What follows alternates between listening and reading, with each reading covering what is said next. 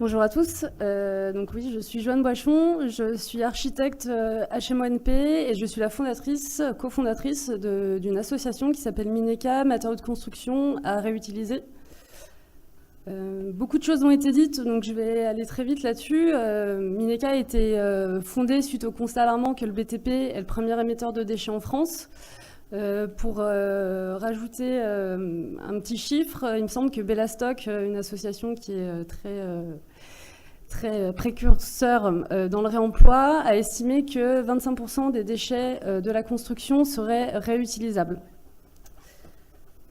Donc Mineka, c'est une association qui a été fondée par des architectes lyonnais et qui a pour but de démocratiser le réemploi dans la construction en sauvant des matériaux de la benne à ordures, ceux-ci en les collectant uniquement auprès des professionnels et en les redistribuant à prix solidaire à tous les publics pour qu'ils soient réemployés. Donc Mineka est installée à Bricologie à Vaux-en-Velin, qui est un tiers-lieu participatif autour du faire par soi-même. Ça nous a permis, depuis un an, d'expérimenter nos activités, c'est-à-dire la collecte et la redistribution. Mineka, en chiffres, en un an, c'est 20 bénévoles actifs qui amènent leurs compétences métiers au développement du projet. C'est 10 tonnes de matériaux sauvés qui ont été collectés sur des chantiers, mais aussi des chantiers événementiels, des chantiers de construction et de déconstruction, et aussi des fins de stock d'entreprises. C'est beaucoup de... Donc sur ces 10 tonnes, il y a à peu près entre 70 et 80% de bois. Donc on a récupéré aussi des tuyaux, du carrelage, beaucoup de matériaux de seconde œuvre, parce qu'on n'a pas la place encore aujourd'hui de récupérer des matériaux de gros œuvres. Ces matériaux ont été réemployés dans des dizaines de projets de construction, de rénovation par une soixantaine d'adhérents. Dans ces adhérents, c'est des particuliers, mais pas que. On travaille beaucoup avec des structures associatives autour de la construction et de l'architecture. Je cite notamment le collectif d'architectes Pourquoi pas, pour qui on va régulièrement chercher des matériaux. On fait des recherches spécifiques pour eux, c'est-à-dire qu'au lieu d'aller chercher des matériaux comme ça et qu'on les stocke et on ne sait pas combien de temps on va les garder, ils nous mandatent une liste de matériaux et on va les chercher pour eux. Donc là, c'est sur les photos, il y a 2 exemples de scénographie qu'ils ont réalisées avec des panneaux de coffrage. Les collectes les plus significatives qu'on a fait, c'est sur des chantiers de construction où il y a eu de la chute.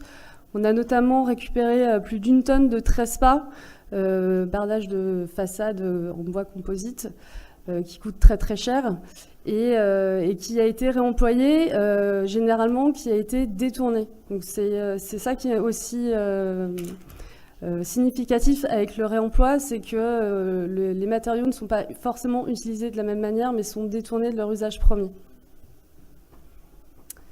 Notre retour d'expérience en un an, c'est que le stockage est très important. Donc nous, on part sur le développement d'une plateforme physique pour sauver le plus possible de matériaux possible. En fait, on a essayé plusieurs fois de faire du flux tendu. On a réussi, sauf qu'à chaque fois, il nous restait des rebuts encore utilisables qu'on a stockés évidemment dans notre local. L'objectif de Mineka, c'est aussi d'emménager donc dans un local de plus de 1000 m² courant 2018. Donc là, on est en pleine recherche de financement pour nous aider à développer tout ce déménagement. Les enjeux aussi du réemploi, c'est que la traçabilité et les garanties doivent être travaillées. Il y a un gros travail à faire là-dessus. Pour ça, on engage pas mal de travail. On travaille avec des juristes pour pouvoir garantir toutes ces traçabilités. Généralement, ce qu'on fait, c'est qu'on donne un récépissé de collecte aux personnes et aux entreprises collectées pour leur dire ce qu'on a collecté, le poids est divisé entre les différents matériaux. Voilà. Il y a aussi une grosse problématique après cette année d'expérimentation autour de la dépose. Qui dépose Comment déposer? La dépose sélective, ça coûte cher.